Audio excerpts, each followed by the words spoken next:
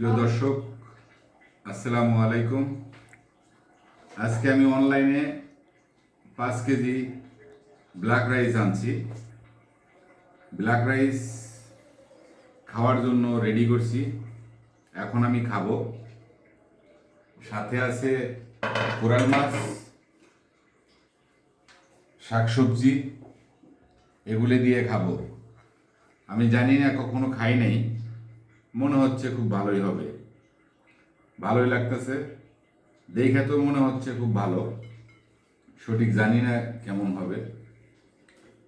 তো একটু খেয়ে দেখি, খাওয়ার পরে কেমন লাগে দেখো, দেখি। বিসমিল্লাহ।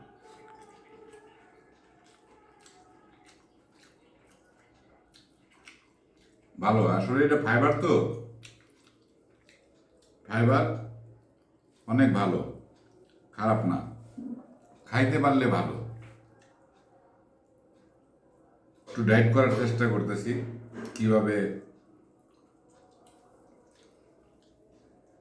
এগুলা কয়দিন খাইলে ঠিক হয়ে যাবে।